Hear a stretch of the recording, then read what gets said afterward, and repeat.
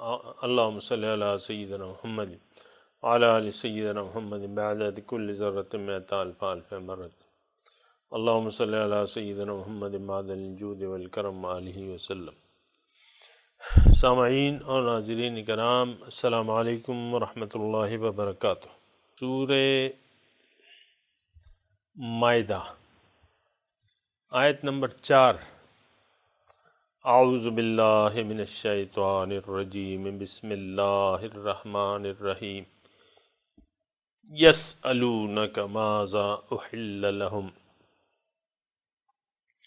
قل احل لکم الطیبات وما علمتم من الجوارح مکلبین تعلمونہن مما علمکم اللہ فکلوا مما امسکنا علیکم واذکروا اسم اللہ علیہ واتقوا اللہ ان اللہ سریع الحساب.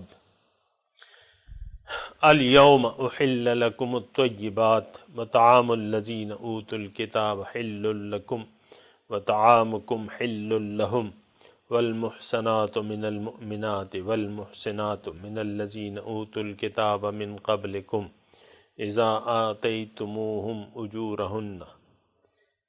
آتیتموہن اجورہن محسنین غیر مصافحین ولا متخذی اخدان ومن یکفر بالایمان فقد حبط عملہ وہو فی الآخرۃ من الخاسرین. یسألونک، پوچھتے ہیں آپ سے، ماذا احل لہم، کہ ان کے لیے کیا چیزیں حلال ہیں. قل احل لکم الطیبات، آپ کہہ دیجئے کہ تمہارے لیے تمام پاک چیزیں حلال ہیں. وما علمتم من الجوارح مکلبین تعلمونہن مما علمکم اللہ، اور وہ شکار بھی حلال ہے جو تم نے اپنے شکاری جانوروں کے ذریعے کیا ہو. مکلبینہ، جو تمہارے وہ شکاری جانور جو تمہارے سدھائے ہوئے ہوں. تعلمونہن مما علمکم اللہ، اور تم نے ان کو اللہ کے دیے ہوئے علم کے مطابق ان کو تعلیم بھی دی ہو. فکلوا مما امسکنا علیکم، پس تم کھا سکتے ہو، کھاؤ. مما امسکنا، جو ٹھہرا رکھا ہے تمہارے لیے ان شکاری جانوروں نے. واذکروا اسم اللہ علیہ، اور یہ شکاری جانور چھوڑتے وقت آپ اللہ کا نام لے لیا کرو. واتقوا اللہ، اللہ کا تقوی اختیار کرو. ان اللہ سریع الحساب، بے شک اللہ تعالیٰ بہت جلد حساب لینے والا ہے. الیوم احل لکم الطیبات، آج کے دن حلال کر دی گئیں ساری پاک صاف چیزیں تمہارے لیے. وطعام الذین اوتوا الکتاب حل لکم، اور اہل کتاب کا طعام تمہارے لیے جائز ہے، اس کو کھانا حلال ہے. وطعامکم حل لہم، تمہارا کھانا ان کے لیے جائز ہے، کھا سکتے ہیں. والمحسنات من المؤمنات، اور وہ مومنوں میں سے پاک دامن عورتیں، اور وہ پاک دامن عورتیں من الذین اوتوا الکتاب، جن کو کتاب دی گئی ہے، من قبلکم، تم سے پہلے. ان کی عورتیں جو ہیں، اذا آتیتموہن، جب تم ان کا مہر ان کو دے دو. محسنین، اور باقاعدہ ان کو قید نکاح میں لاؤ، تب تو یہ جائز ہے. اور نہ کہ یہ غیر مصافحین، نہ کہ یہ تم ان سے یارانہ یا اشنائی کی بنا تعلقات قائم کرو، یہ مناسب نہیں ہے. ولا متخذی اخدان، اور نہ چوری چھپے تمہارا ان سے تعلقات قائم رکھنا ٹھیک ہے.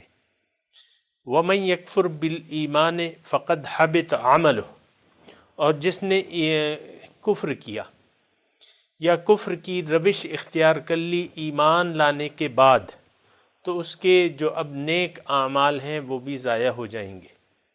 وَهُوَ فِي الْآخِرَةِ مِنَ الْخَاسِرِينَ، اور وہ انجام کار نقصان اٹھانے والوں میں سے ہوگا۔ سامعین کرام، سورہ مائدہ آپ کو میں نے کہا تھا معاشرتی مضامین کی صورت ہے۔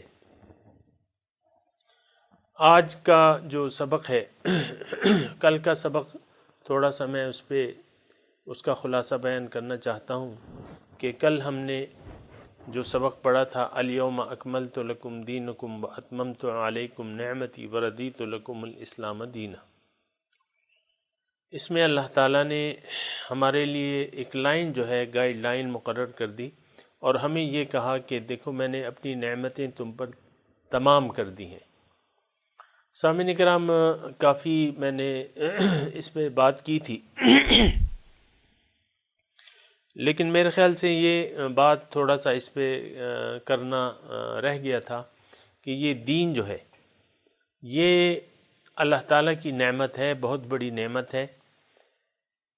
اگر یہ دین نہ ہوتا تو ہم اپنے مقصود تک نہیں پہنچ سکتے تھے۔ یعنی دین اسلام ہی وہ طرز زندگی ہے جس کی بنا یا جس پر عمل کر کے ہم اپنے مولا اور خالق تک پہنچ سکتے ہیں اور اس کے قریب ہو سکتے ہیں، اس کا دیدار کے اہل بن سکتے ہیں، دیدار کرنے کے اہل بن سکتے ہیں۔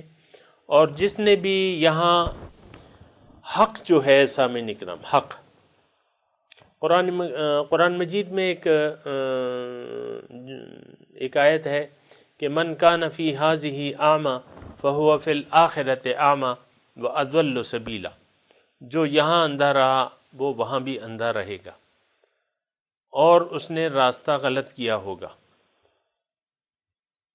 ایک اور جگہ بھی یہ اندھے پن کا تذکرہ ہے، وَنَحْشُرُهُ يَوْمَ الْقِيَامَةِ أَعْمَى، اس کو میں قیامت کے دن اندھا اٹھاؤں گا۔ اندھے ہونے سے یعنی اس کا آپ سوچیں نا، یہ ایک بہت گھمبیر مسئلہ ہے، اور یہ شکوہ جو ہے اہل نظر جو ہیں، یعنی جو یہاں نظر رکھتے ہیں اندھے نہیں ہیں، وہ وہاں یہ شکوہ کریں گے کہ قال رب لم حشرتنی اعمی، وہ اندھے اللہ سے یہ سوال کریں گے، اے ہمارے رب آپ نے ہمیں اندھا کیوں اٹھایا؟ وقد کنت بصیرا، میں تو بینا تھا دنیا میں۔ قال کذالک اتتک آیاتنا فنسیتها وکذالک اليوم تنسی، اللہ تعالیٰ ان کو فرمائے گا کہ دیکھو میرے احکامات آئے، کذالک اتتک آیاتنا، زندگی گزارنے کے متعلق میرے احکامات تم تک پہنچا دیے گئے، میرے رسولوں نے پہنچا دیے گئے، دین اسلام تم تک پہنچ گیا۔ اب تم نے مجھے تو اپنا مقصود بنایا نہیں، دنیا کو مقصود بنا لیا اور دنیا کے چکروں میں پڑ گئے اور مجھے بھلا دیا اور اس دین حقہ کو بھلا دیا، اس دین کو نہیں پہچانا۔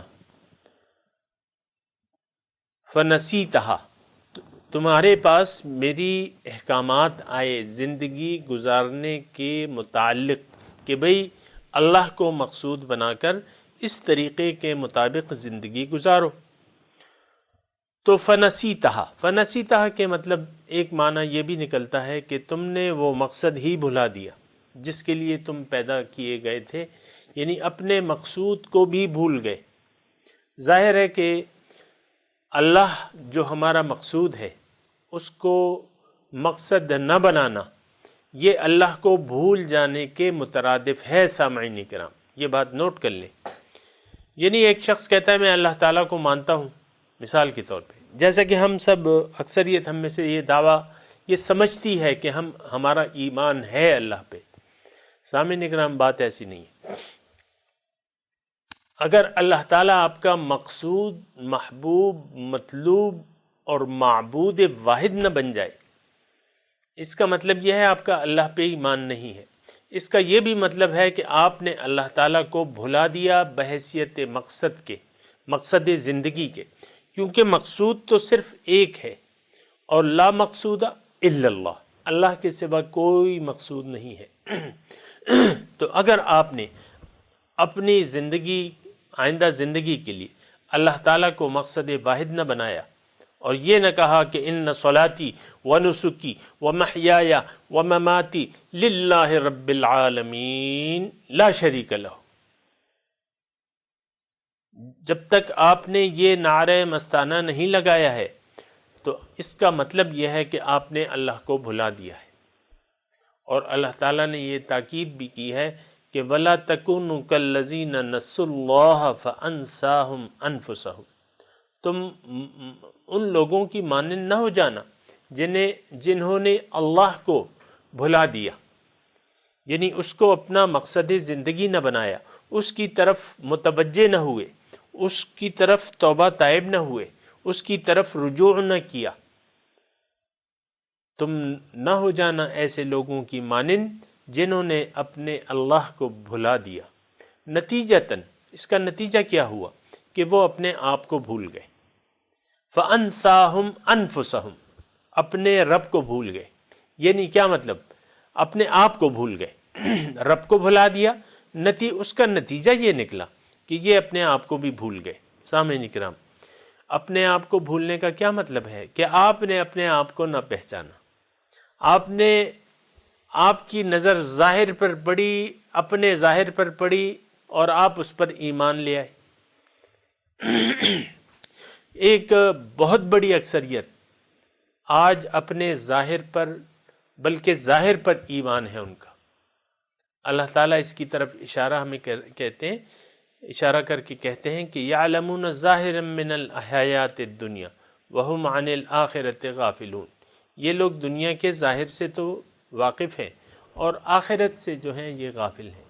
وہم عن الآخرۃ غافلون۔ سامعین کرام، بات یہ ہے کہ اللہ کو بھلا دینے کا نتیجہ کیا ہوتا ہے کہ ہم اپنے آپ کو بھول جاتے ہیں۔ اور سامعین کرام، یہ بہت گہری بات ہے اور بہت آسان بات بھی ہے۔ یعنی میں اور آپ جس معاشرے میں رہ رہے ہیں، آپ دیکھیں ہمارا صرف ظاہر پر یقین ہے، ظاہر پر ایمان ہے، ظاہر پر یقین ہے، ظاہر ہی کے لیے جی رہے ہیں، اور یہ انتہائی خطرناک بات ہے کہ آپ نے اپنے آپ کو نہیں پہچانا۔ سب سے پہلے مرحلہ اللہ کو پہچاننے کے لیے کیا ہوتا ہے کہ آپ اپنی پہچان حاصل کریں، اپنے آپ کو پہچان لیں۔ من عرف نفسہ فقد عرف ربہ، جس نے اپنے نفس کو پہچان لیا، اپنی حقیقت کو پہچان لیا، تو وہ اپنے رب کو پہچان لے گا۔ سامعین کرام، لیکن اگر کسی نے اپنے آپ کو نہ پہچانا، اپنی حقیقت کو نہ پہچانا، تو وہ اپنے رب کو نہیں پہچان سکے گا۔ سامعین کرام، ہم میں سے بہت سے لوگوں کی اکثریت کا یہ حال ہے کہ ہم نے ظاہر کو تو پہچان لیا ہے، ڈالر کی قدر و قیمت ہمیں معلوم ہے، روپے کے مقابلے میں ڈالر کتنے روپے کا ملتا ہے یہ ہمیں معلوم ہے، پاؤنڈ جو ہیں وہ کتنے کے ہیں، ریال کتنے کے ہیں، درہم کتنے کے ہیں، بھارتی روپیہ کتنے کا ہے، یہ ساری چیزیں ہمیں معلوم ہے۔ دوسرا یہ بھی ہمیں معلوم ہے کہ کون سا کاروبار جو ہے زیادہ منافع بخش ہے، یعنی دنیا کا کون سا کاروبار، اور کس کام میں زیادہ ہاتھ ڈالو تو زیادہ پیسہ ہے، کس کام میں زیادہ خطرہ ہے، کس کام میں خطرہ نہیں ہے، یہ ساری باتیں ہمیں معلوم ہیں۔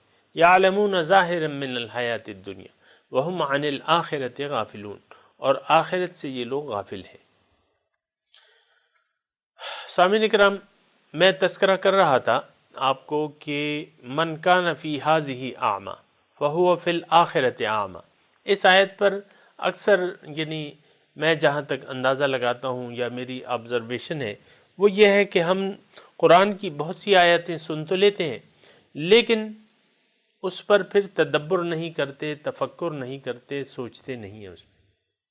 اب اس آیت میں اللہ تعالیٰ یہ نہیں فرما رہا کہ اعمیٰ اندھا کون ہے، کافر ہے، مسلمان ہے، مشرک ہے، عیسائی ہے، بدھ مت والا ہے، یہ نہیں کہا، بس ایک عام جملہ کہا، ایک ایسا جملہ سب پر جو فٹ ہو جانے والا ہے، من کان فی ہذہ اعمیٰ۔ اب یہ طرز تخاطب تقریباً اس آیت کو میں ایک دوسری آیت آپ کو پڑھ کے سناتا ہوں، بلا من اسلم وجہہ للہ، بلکہ جس نے اپنا سر جھکا دیا اللہ تعالیٰ کے حکم کے سامنے، من اسلم، جو بھی، تو فلہ اجرہ عند ربہ، اس کے لیے اجر ہے رب کے پاس۔ سامعین کرام، یہ جو من ہے، من کان فی ھذہ اعمی، جو یہاں حق سے اندھا رہا، کیا مطلب سامعین کرام؟ حق سے اندھے کا کیا مطلب ہو؟ سوچنا چاہیے، کیونکہ اس کا نتیجہ بڑا خطرناک ہے۔ یہاں اگر آپ نے اپنی آنکھوں کو بینا نہ کیا، آپ کی آنکھیں نہ کھلیں، آپ نے حق کو نہ دیکھا، فَهُوَ فِي الْآخِرَةِ أَعْمَى، آخرت کے دن بھی وہ اندھا اٹھایا جائے گا، اور وہ پھر گلہ بھی کرے گا۔ تو پھر اللہ تعالیٰ اس گلے کے جواب میں کیا کہے گا؟ گلہ کیا کرے گا؟ رب لم حشرتنی اعمیٰ، اے میرے رب تو نے مجھے اندھا کیوں اٹھایا؟ وقد کنت بصیرا، میں دیکھنے والا تھا۔ قال کذالک اتتک آیاتنا، اللہ تعالیٰ فرمائیں گے اسی طرح میرے احکامات تمہارے پاس آئے، دین اسلام کے احکامات تمہارے پاس آئے، تمہارے پاس ایک زندگی گزارنے کا طریقہ تمہارے رسول نے تمہیں بتا دیا، تو فنسیتہا، تو نے اس کو بھلا دیا، یعنی وہ مقصود، اس مقصد واحد کو اپنا مقصد نہ بنایا، اس مقصد کو اپنا مقصد نہ بنایا، اور اس مقصد کے راستے پر نہ چلے۔ سامعین کرام، یہ دو باتیں ہیں، بڑی اہمیت والی ہیں۔ ہم میں سے اکثر لوگ اللہ کو مقصد بنائے بغیر نیک کام کرتے ہیں تو اس کا کوئی اتنا فائدہ نہیں ہوگا۔ دیکھیں، سب سے پہلے تو آپ کو ایک نظریہ بنانا چاہیے، ایک منزل بنانی چاہیے، ایک گول بنانا چاہیے کہ بھئی میں نے اس تک پہنچنا ہے، اور یہ کام میں نے اس مقصد کو حاصل کرنے کے لیے کرنا ہے۔ تو فنسیتہا، تو اب بہت سے لوگ ہیں سامعین اکرام، میں اگر مبالغہ آرائی سے کام نہیں لے رہا، بالکل نہیں لے رہا، میں یہ کہہ رہا ہوں کہ ہم میں سے بہت سے لوگ ایسے ہیں جن کی زندگی کا مقصد سوائے دنیا اور ما فیہا کے کچھ بھی نہیں۔ ہاں کلمہ پڑھتے ہیں، ہاں نماز پڑھتے ہیں، ہاں روزے رکھتے ہیں، ہاں زکوٰۃ بھی دے دیتے ہیں، ہاں حج بھی کر لیتے ہیں، بس مقصد زندگی کیا ہے؟ لم یرد الا الحیات الدنیا، دنیا کے علاوہ کوئی مقصد ہی نہیں ہے۔ اس کے ضمن میں کچھ یہ نیک کام کرتے ہیں، آگے مضمون آ رہا ہے، من یکفر بالایمان فقد حبط عملہ۔ تو سامعین کرام، ایسے کاموں کا کوئی فائدہ نہیں ہے۔ آپ ایک عمارت بنا رہے ہیں، آپ کا کچھ پتہ ہی نہیں ہے، آپ کو کوئی مقصد معلوم ہی نہیں ہے، جبھی تو آج دین ہمارا ہم پہ گڈمڈ ہو گیا ہے۔ سامعین کرام، ایسا کہیں بھی نہیں ہوتا۔ کوئی ایک آرکیٹیکچر بغیر کسی نقشے کے کوئی عمارت بنانے کا سوچ بھی نہیں سکتا۔ بھئی آپ جو عمارت بنا رہے ہیں، پہلے یہ تعین کریں کہ اس کا مقصد کیا ہے۔ آیا یہ ایک سینما ہال ہے؟ آیا یہ ایک مسجد ہے؟ آیا یہ ایک گھر ہے؟ آیا یہ ایک سوئمنگ پول ہے؟ آیا یہ ایک جمنیزیم ہے؟ آیا یہ ایک کمرشل پلازا ہے؟ کیا چیز ہے یہ؟ زندگی ہم گزار رہے ہیں، ہمارا کوئی مقصد ہی نہیں ہے، نیک اعمال کیے جا رہے ہیں، کوئی مقصد نہیں ہے۔ کیا تم نے کیا حاصل کرنا ہے؟ نیک مقاصد جو اللہ تعالیٰ کے احکامات ہیں، اس کا مقصد کیا ہے تمہارا عمل کرنے کا؟ اللہ تعالیٰ نے تو یہ دین ایک مقصد کو حاصل کرنے کے لیے ہمیں بھجوایا ہے۔ جو لوگ طالبان خدا ہیں ان کے لیے ہے یہ دین، من کان یرجو لقاء اللہ فإن اجل اللہ لآت، سورہ عنکبوت۔ جو لوگ امیدوار ہیں اللہ کی ملاقات کے، بس وہ یہ تسلی رکھے فإن اجل اللہ لآت، وہ معین وقت جو ہے ملاقات کا وہ آنے والا ہے، انتظار کریں، جمے رہیں، ڈٹے رہیں۔ فمن کان یرجو لقاء ربہ فلیعمل عملا صالحا ولا یشرک بعبادۃ ربہ احدا۔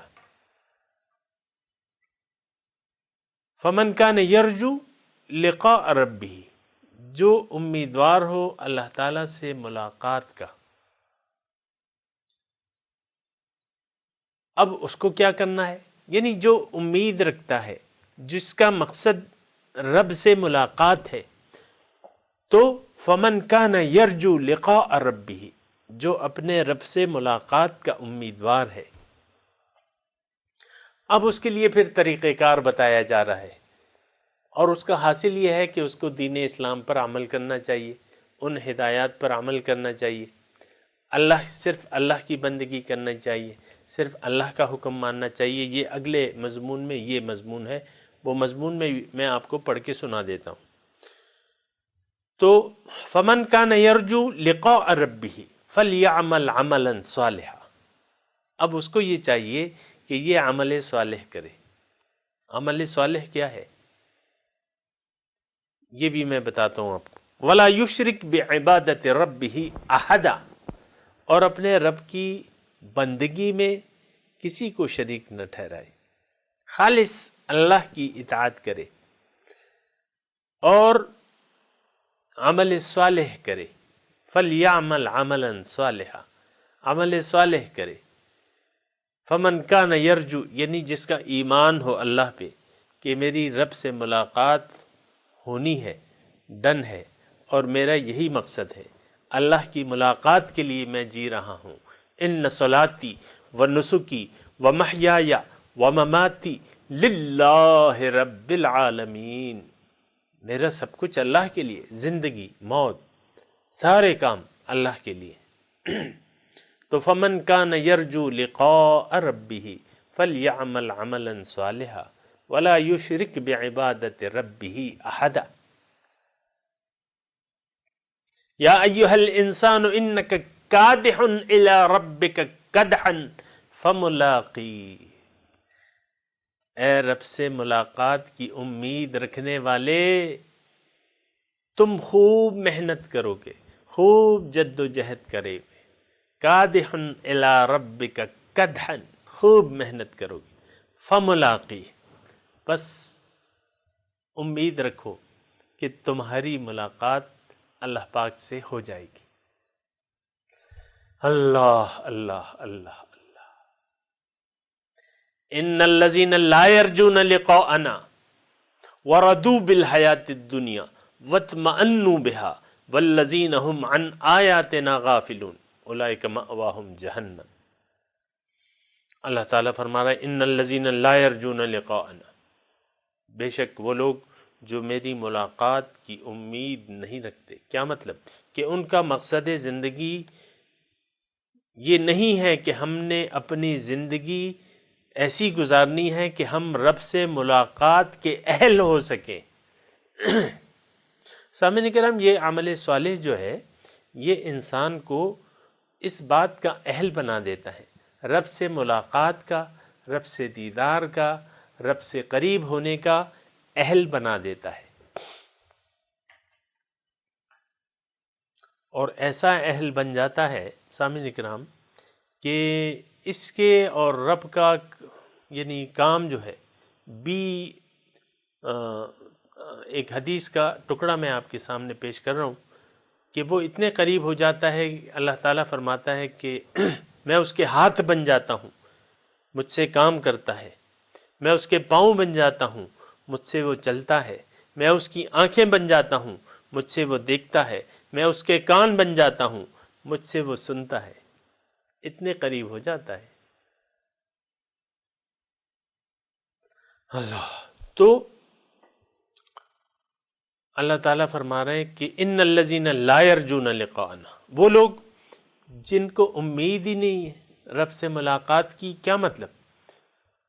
انہوں نے رب کی ملاقات کا کوئی پلان ہی نہیں بنایا، اس کو مقصد زندگی ہی نہیں بنایا، رب کے لیے وہ زندگی نہیں گزار رہے، دنیا کے لیے گزار رہے ہیں۔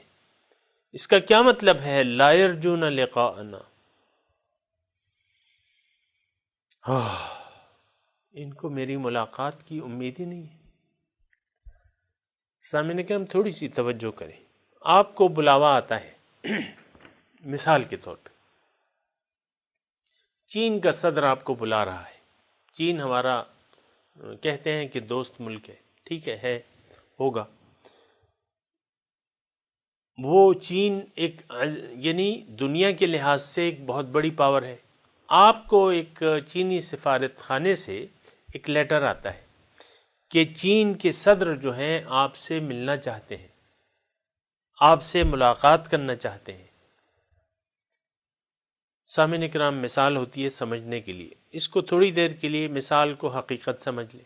آپ کے پاس لیٹر آیا چینی سفارت خانے کی طرف سے کہ بھئی آپ جناب صدر، چین کے جو صدر ہیں وہ آپ سے ملاقات کرنا چاہتے ہیں، اور آپ ایک ہفتے کے لیے ہمارے مہمان ہوں گے چائنا میں، اور آپ کے تمام اخراجات سارا کچھ اس کا ہم ذمہ داری ہے، صرف آپ ملاقات کے لیے تیاری کر لیں۔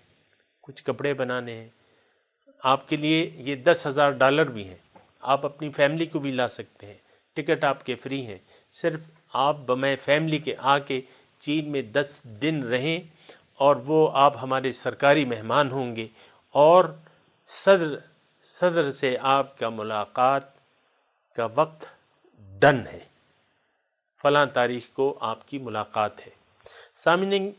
سامعین اکرام آپ سچ بتائیں کہ کیا اس لیٹر کو آپ نظر انداز کر دیں گے؟ جو لیٹر آیا ہے چینی صدر کی طرف سے سفارت خانے کے واسطے سے، کیا اس لیٹر کو اگر وہ آپ کے پاس حقیقت میں آ گیا، آپ مجھے بتائیں کہ کیا یہ آفر آپ مسترد کر دیں گے؟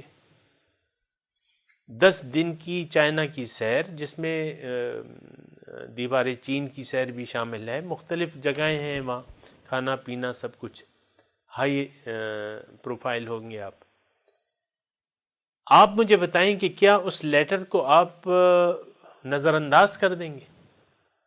سب سے پہلے تو وہ لیٹر چونکہ چینی زبان میں ہے، لیکن ایک قابل اعتماد آدمی نے آپ کو لا کے دیا ہے، سب سے پہلے تو اس لیٹر کو آپ پڑھوائیں گے، کسی بھی ذریعے سے کہیں بھی جائیں گے کہ بھئی یہ چینی سفارت خانے سے آیا ہے اور صدر کا ہے، دیکھو اس میں کیا لکھا ہے۔ آپ اس کو سمجھنے کی کوشش کریں گے، اس لیٹر کو سمجھنے کی کوشش کریں گے، اور جب آپ کو پتہ چل جائے گا کہ بھئی یہ اس لیٹر میں یہ چینی صدر کی طرف سے ہے اور آپ کو اس میں دعوت دی ہے، تو آپ کیا اس لیٹر کی صرف پڑھائی کرتے رہیں گے صبح و شام، یا اس کو چوم لیں گے؟ نہیں، آپ تو پہلے اس کو یعنی پڑھوائیں گے، پھر یعنی آپ کچھ الفاظ خود بھی آپ سیکھ لیں گے کہ بھئی یہ جو آپ کو بتا رہا ہے، جو چینی زبان جانتا ہے، وہ آپ کو پڑھنا بھی سکھا رہا ہے۔ اب آپ کا کیا رد عمل ہوگا کہ آپ صرف وہ لیٹر کی پڑھائیوں میں صبح و شام، اور وہ آپ بس پڑھائیوں میں وقت صرف کریں؟ نہیں، اس لیے تو نہیں ہے، صرف تلاوت کے لیے تو نہیں ہے، صرف چومنے کے لیے تو نہیں ہے، یا لوگوں سے آپ ذکر کریں کہ بس بھئی اللہ تعالیٰ وہ چینی صدر نے مجھے بلایا ہے۔ دیکھو آپ کوئی تیاری نہیں کریں، بس اس بات پہ خوش ہوں کہ چینی صدر نے مجھے بلایا، ایسا نہیں ہوگا۔ آپ تو ایک تو زبردست خوشی کا اظہار کریں گے، پھر اس کے لیے تیاریاں شروع کر دیں گے، کپڑے بنوائیں گے، جو پیسے ساتھ آئیں اس سے آپ اپنے تیاریاں کریں گے، اپنی فیملی کو آپ لے جانا ہے۔ اب بے شک تیاریاں آپ کا، اگر آپ کوئی بھی کام کر رہے ہیں، آپ ڈاکٹر ہیں، آپ فوجی ہیں، آپ دکاندار ہیں، آپ وہ مصروفیات جو ہے اس کو ترجیح نہیں دیں گے، اس جو آپ کا جو پلاننگ ہے سفر کی، آپ اس میں زیادہ دلچسپی لیں گے اور اس کے لیے تیاریاں کریں گے۔ سامعین اکرام، یہ تو ایک مثال تھی۔ یہ قرآن جو ہے سامعین اکرام، یہ ایک خط ہے، رسول یہ اللہ تعالیٰ کا ہماری طرف خط ہے۔ لِتُبَيِّنَ لِلنَّاسِ مَا نُزِّلَ إِلَيْهِمْ، جو ان کی طرف نازل ہوا ہے، یہ خط اللہ کا ہمارے لیے ہے، پیغمبر کے لیے نہیں ہے۔ پیغمبر تو ہدایت یافتہ ہے، وہ تو معصوم ہے، اس کو ہدایت کی ضرورت نہیں ہے، وہ تو ہدایت یافتہ ہے، پیدائشی۔ ہمیں ضرورت تھی راستہ بتانے کی، ہمیں دعوت دی ہے اس خط میں اللہ تعالیٰ نے کہ تم بھائی میری ملاقات کے لیے تیاری کرو۔ من کان یرجو لقاء ربہ فإن اجل اللہ لآت، جس کو امید ہو میری ملاقات کی، دیکھو میری ملاقات کا وقت آنے والا ہے، ڈن ہے وہ ملاقات، قیامت کے دن مومن کی ملاقات رب سے ڈن ہے۔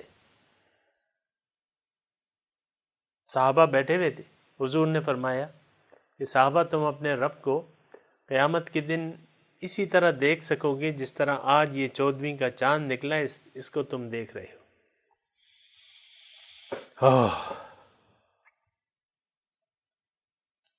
جو 14ویں کا چاند نکلا ہے اسی طرح تم دیکھ سکو گے۔ اب بات یہ ہے سامعین اکرام کہ یہ قرآن پاک یہ کیا ہے؟ یہ اللہ تعالیٰ کا ایک مکتوب ہے، اللہ کا کلام ہے، اس میں اللہ نے کچھ لکھا ہوا ہے، صرف تلاوت کے لیے نہیں ہے، صرف تفسیروں کے لیے نہیں ہے، صرف ترجمے کے لیے نہیں ہے، یہ اس لیے ہے تاکہ ہم تیاری کریں اس وقت کی جو آنے والا ہے۔ اس وقت کی کیا وقت آنے والا ہے؟ وَلِمَنْ خَافَ مَقَامَ رَبِّهِ جَنَّتَانِ، جو اپنے رب کے سامنے کھڑے ہونے سے ڈرا، اس کے لیے 2 جنتیں ہیں، اس کے لیے 2 جنتیں ہیں۔ تو بات یہ ہے کہ اللہ تعالیٰ کی عظمت کا ہمیں خیال نہیں ہے۔ حقیقی بات یہ ہے کہ اللہ کی عظمت یعنی ہم نے اس کی شان کو نہیں پہچانا، تبھی تو اس خط کو ہم نے نظر انداز کر کے طاق نسیہ میں غلافوں پہ لپیٹ کے طاق نسیہ میں رکھ دیا ہے۔ اس لیے نہیں ہے قرآن۔ قرآن تو ایک دعوت ہے، رسول ایک دعوت پیش کرتا ہے۔ تو اب میں بات کر رہا تھا سامعین اکرام کے اندھے ہونے کی، میں بات کر رہا تھا کہ من کان فی ھذہ اعمی فہو فی الآخرۃ اعمی، کہ جو اس دنیا میں اندھا رہا تو وہ وہاں بھی اندھا رہے گا۔ لیکن اس سے پہلے ایک اور آیت میں نے پڑھی تھی، وہ یہ تھی کہ ان الذین لا یرجون لقاءنا، بے شک وہ لوگ جو میری ملاقات کی امید نہیں رکھتے، یعنی اللہ کو انہوں نے اپنا مقصد زندگی نہیں بنایا بلکہ دنیا کو دیکھ رہے ہیں، دنیا کے نوٹ گننے میں لگے ہوئے، دنیا کے بچے بڑھانے میں لگے ہوئے، دنیا کی عیش عیاشیاں کرنے میں لگے ہوئے، دنیا کے مزے سمیٹنے میں لگے ہوئے، ہائے دنیا ہائے دنیا۔ آج اکثریت کے یہی حال ہے کہ دنیا ہی دنیا، دنیا ہی دنیا، دنیا ہی دنیا۔ کوئی یہ نہیں کہتا مولا ہی مولا، مولا ہی مولا، مولا ہی مولا، ایسا کوئی نہیں کہتا الا ماشاء اللہ۔ تو بات یہ ہے کہ ان الذین لا یرجون لقاءنا ورضوا بالحیات الدنیا، اور راضی ہو گئے وہ دنیا کی زندگی پر۔ سامعین اکرام، آپ سچی بتائیں، کیا آج ایسی صورتحال نہیں ہے جو اللہ تعالیٰ ارشاد فرما رہے ہیں لا یرجون لقاءنا ورضوا بالحیات الدنیا؟ ہماری تو اللہ سے ملاقات کی کوئی امید ہی نہیں ہے، نہ یقین ہے نہ امید ہے۔ کیوں؟ ہمارا سارا عمل جو ہے، دیکھیں میں آپ کو ایک مختصر بات بتاؤں، انسان کا یقین کا اظہار اس کے عمل سے ہوتا ہے۔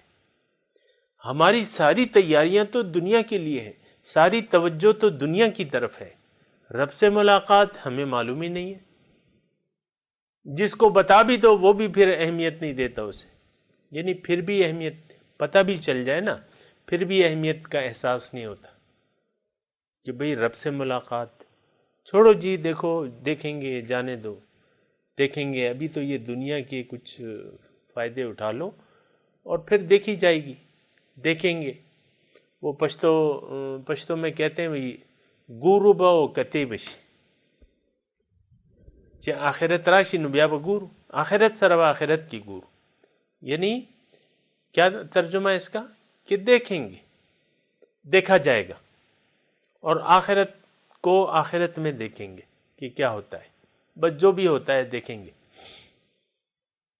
بہت سے لوگ تیار ہیں اس پہ راضی ہیں کہ بھئی یہاں تم اپنا فائدہ اٹھا لو، آخرت میں دیکھیں گے۔ زیادہ تر یہ کہتے ہیں کہ ہم آخرت یعنی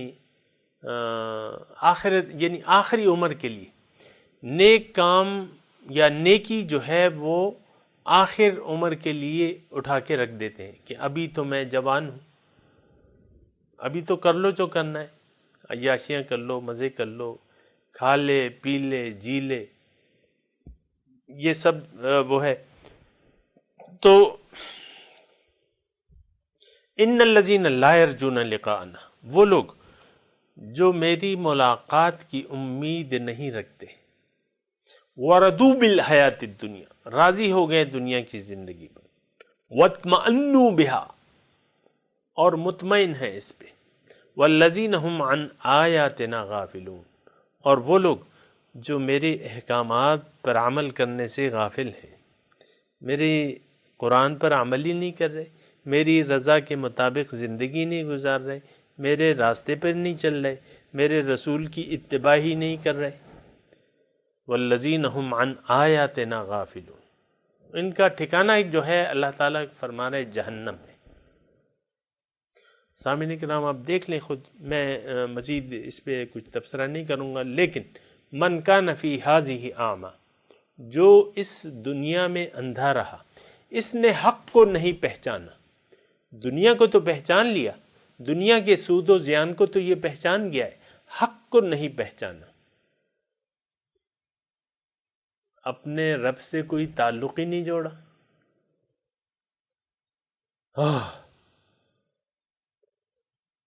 حق کو پہچانا نہیں۔ قرآن حق ہے، ہم نے قرآن کو نہیں پہچانا، رسول حق ہے، رسول کی صداقت کو ہم نے نہیں پہچانا، ان کی باتوں کو تو اکثر یعنی سامعین کرام آپ برا نہ مانیں، ہم اکثر عملاً جھٹلاتے ہیں ان کی تعلیمات کو، حضور صلی اللہ علیہ وسلم کی تعلیمات کو، ان کے نظریات کو عملاً جھٹلاتے ہیں،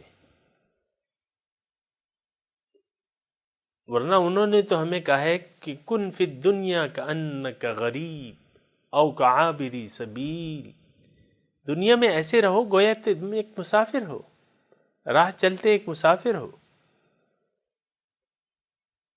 کأنک غریب او یا ایک راہ چلنے والے شخص ہو۔ تو ہم تو کہہ رہے ہیں کہ ہم نے تو یہیں رہنا ہے، بڑے بڑے بنگلے بنائیں گے اور اس میں عظیم الشان کام کرائیں گے، خرچے کرائیں گے، کام کرائیں گے، دنیا کے لیے جناب آپ پلازے بنا رہے ہیں، یعنی آپ دیکھیں کچھ عرصہ پہلے سی این جی اسٹیشن کا ایک وبا چلی تھی، تو وہ سی این جی اسٹیشن جو ہے بس جس کو دیکھو سی این جی سی این جی اور سی این جی سی این جی اور سی این جی، یعنی اس میں ان کے خیال میں منافع زیادہ ہے، ٹھگی ٹھوری کم ہے، یعنی چوری آپ سے کم، نوکر جو ہے آپ سے چوری نہیں کر سکتے، وہ میٹر لگا ہوا ہے اور اس میں منافع زیادہ ہے، یعنی اس کے دنیا کے سود و زیان کو تو ہم جانتے ہیں اور اس پر مطمئن ہے، ہن برس رہا ہے اس پر مطمئن ہے، ہن نہیں برس رہا اس پر ناخوش ہے، پریشان ہے، کاروبار خراب ہے، بھائی گیس بند ہے، کاروبار خراب ہے، سی این جی بند ہے، لوڈ شیڈنگ ہے، پریشان ہے، یہ ویسی میں اشارات کر رہا ہوں سمجھ۔ وَرَضُوا بِالْحَيَاةِ الدُّنْيَا وَاطْمَأَنُّوا بِهَا۔ ایسے لوگ جو ہیں سامعین اکرام، اللہ تعالیٰ ان کو جہنمی قرار دے رہا ہے، ان کا ٹھکانہ جو ہے جہنم ہے۔ قُلْ هَلْ نُنَبِّئُكُمْ بِالْأَخْسَرِينَ أَعْمَالًا، آپ ان سے کہہ دیجئے کہ بھئی میں تمہیں نہ بتاؤں کہ اعمال کے حساب سے کون سب سے زیادہ نقصان میں ہے۔ الَّذِينَ ضَلَّ سَعْيُهُمْ فِي الْحَيَاةِ الدُّنْيَا وَهُمْ يَحْسَبُونَ أَنَّهُمْ يُحْسِنُونَ صُنْعًا أُولَئِكَ الَّذِينَ كَفَرُوا بِآيَاتِ رَبِّهِمْ وَلِقَائِهِ فَحَبِطَتْ أَعْمَالُهُمْ فَلَا نُقِيمُ لَهُمْ يَوْمَ الْقِيَامَةِ وَزْنًا۔ سب سے زیادہ اعمال کس کے زیادہ، یعنی سب سے زیادہ نقصان میں کون ہے اعمال کے حساب سے؟ بالاخسرین اعمال۔ اب یہ وہ لوگ ہیں ضل سعیہم فی الحیاۃ الدنیا، جن کی کوششیں گم ہو گئیں دنیا ہی کی زندگی میں، ساری توجہ دنیا کی طرف۔ ضل سعیہم فی الحیاۃ الدنیا وہم یحسبون انہم یحسنون صنعا، یعنی دنیا کے علاوہ کوئی مقصد ہی نہیں ہے، آخرت کے لیے کوئی تیاری ہی نہیں ہے، اللہ تعالیٰ کو پہچانا ہی نہیں ہے، اپنے آپ کو نہیں پہچانا، رب کو نہیں پہچانا، آخرت کی زندگی کو بھلا کر دنیا کی زندگی کے پیچھے پڑے رہے۔ ہائے دنیا، ہائے دنیا۔ ضل سعیہم فی الحیاۃ الدنیا، ساری کوششیں دنیا کے لیے، صبح سے لے کر شام تک دنیا ہی دنیا، دنیا ہی دنیا۔ وہم، اب اس میں بیچ بیچ میں کبھی وہ نماز پڑھ لیتے ہیں، روزے رمضان آیا روزے رکھ لیے، زکوٰۃ دے دی، حج بھی سیر سپاٹے بھی کیے اور حج بھی کر لیا۔ گمان، یعنی کچھ ٹوٹے پھوٹے اعمال دین کے وہ کر لیتے ہیں، دنیا کو مقصد بنا کے دین کے کچھ کام کر لیتے ہیں، کبھی کسی غریب کی امداد کر دیتے ہیں، کبھی کسی دکھی کی امداد کر دیتے ہیں، اور اکا دکا نیک اعمال کر لیتے ہیں، یا دین کے کچھ رسمی جو عبادات جو ظاہری ہیں وہ بھی کر لیتے ہیں، لیکن وہ کیا کریں گے؟ ٹوٹی پھوٹی، وہ مقصد سے تو خالی ہوتی ہیں، عاری ہوتی ہیں۔ زندگی کا مقصد اللہ نہیں ہے، رب کی رضا نہیں ہے، آخرت کی کامیابی نہیں ہے، دنیا کی کامیابی ہے۔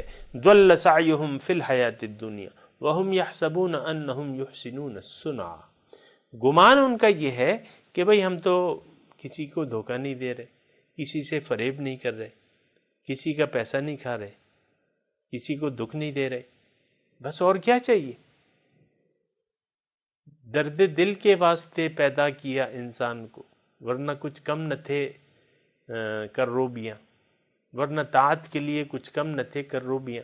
درد دل ہے ہمارے دل میں، مخلوق کا درد ہے، بس اور کیا چاہیے؟ دنیا ہی کی، یعنی ساری توجہ دنیا کی طرف۔ ظاہر کچھ اعمال تو کر رہے ہیں لیکن اس کا کوئی مقصد خاص نہیں ہے، وہ بس روایتی طور پہ ہے، پیدائشی مسلمان ہیں، نمازیں بھی پڑھ رہے ہیں، روزے بھی رکھ رہے ہیں، حج بھی کر رہے ہیں، زکاتیں بھی دے رہے ہیں، کوئی مقصد نہیں ہے اس کا، دین کا کوئی مقصد نہیں ہے، ٹوٹا پھوٹا دین لیا ہوا ہے، کچھ کرتے ہیں کچھ نہیں کرتے، اپنی مرضی۔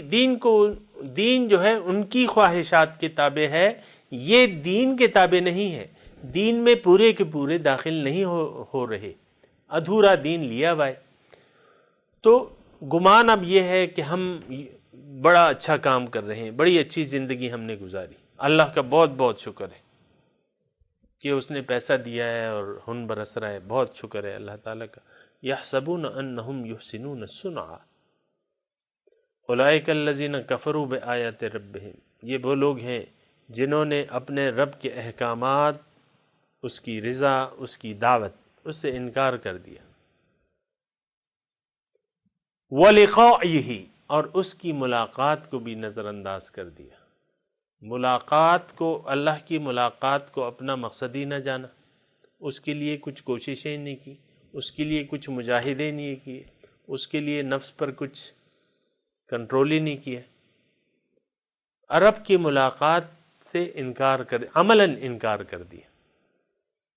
فلا نقیم لہم یوم القیامت وزنا، اب جو انہوں نے نیک اعمال کیے ہیں کچھ نہ کچھ، ان کا کیا ہوگا؟ ان کا کچھ قیامت میں کچھ وزن ہوگا؟ لا نقیم لہم یوم القیامت وزنا، جو نیک اعمال ان سے صادر ہوئے ہیں، پیدائشی طور پہ نیک اعمال انہوں نے کر لیے ہیں، تو قیامت کے دن اعمال جب تولے جائیں گے، ترازو میں اعمال تولے جائیں گے، ان اعمال کا کچھ وزن نہیں ہوگا۔ فلا نقیم لہم یوم القیامت وزنا۔ تو بات یہ ہے سامعین کرام، یہ ساری باتیں جو ہیں یہ سوچنے کی ہیں، سمجھنے کی ہیں۔ آج جو سبق میں نے پڑھا تھا اس کا وہ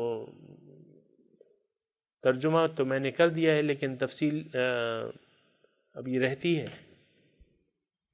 لیکن یہ ہے کہ ایک تھوڑا سا میرے پاس وقت ہے تو میں کرنا چاہوں گا اس کا۔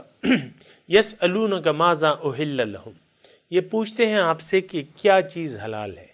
اصل میں اس وقت شان نزول کے مطابق جو دیگر ادیان تھے اس میں ان لوگوں نے چند چیزوں کو حلال کہہ کے باقی چیزوں کو حرام کر دیا تھا۔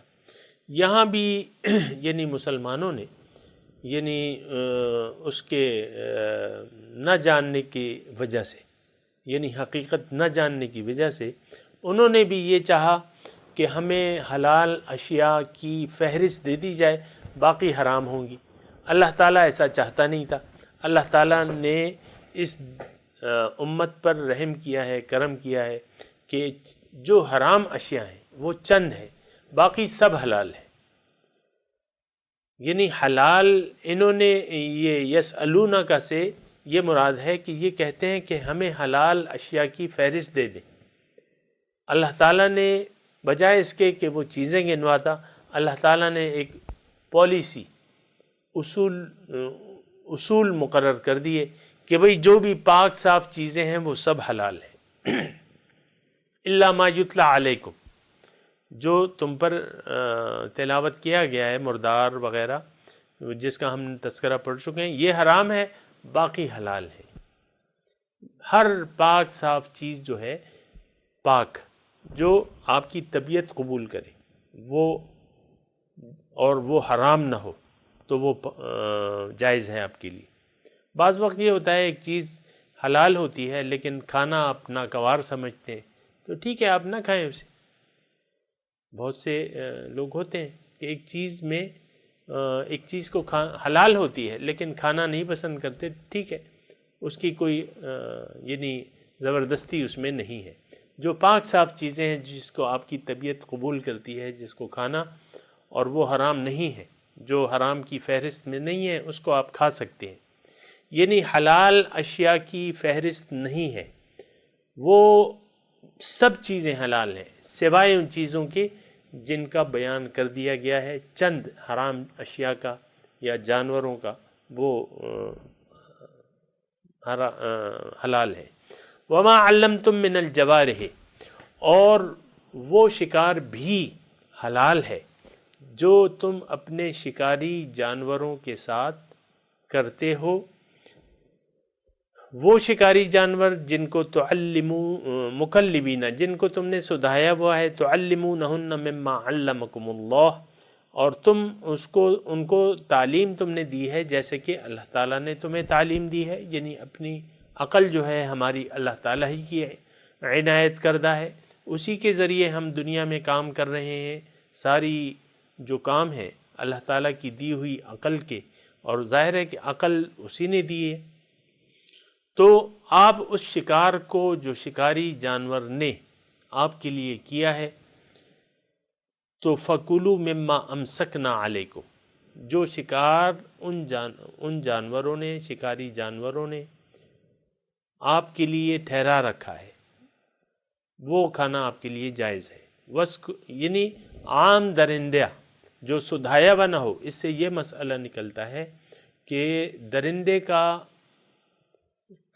جو شکار ہے، یعنی جو سدھایا ہوا نہ ہو اور عام درندہ ہو، اس کا کھانا جو ہے یعنی اس شکار کا کھانا حرام ہے۔ لیکن ایک درندہ ہے جو جانور ہے، درندہ ہے، چیتا ہے، کتا ہے، باز ہے، جو بھی ہے، آپ نے اس کو سدھا لیا ہے۔ اب وہ جو ہے اس کو سدھایا اس طرح ہے کہ آپ نے یہ شکار خود نہیں کھانا، ہمارے لیے رکھنا ہے، یہ تربیت آپ نے دی ہے۔ تو فَكُلُوا مِمَّا أَمْسَكْنَا عَلَيْكُمْ، جو ان جانوروں نے تمہارے لیے ٹھہرا کے رکھا ہے شکار، اس کو تم کھا لو۔ وَاذْكُرُوا اسْمَ اللَّهِ عَلَيْهِ، ہاں اتنا ہے کہ شکاری جانور کو چھوڑتے وقت، شکار کے لیے شکاری جانور کو چھوڑتے وقت بسم اللہ اللہ اکبر کہہ دیا کرو۔ یا آپ یعنی جانور کو چھوڑتے ہیں، یا آپ تیر سے شکار کرتے ہیں، تیر سے شکار کرنا بھی جائز ہے، لیکن تیر چلاتے وقت آپ نے بسم اللہ اللہ اکبر کہنا ہے۔ واتقوا اللہ، اور اللہ کا تقوی اختیار کرو۔ بات یہ ہے کہ تقوی الہی کی اس لیے بات کی گئی سامعین کرام کہ انسان ہے، مثال کے طور پہ ایک جا رہا ہے، یعنی شکار کے لیے جا رہا ہے، شکار دن بھر اس کو شکار نہیں ملتا، اور وہ اس کا پلان یہ ہے کہ شکار کریں گے تو کھانا کھائیں گے۔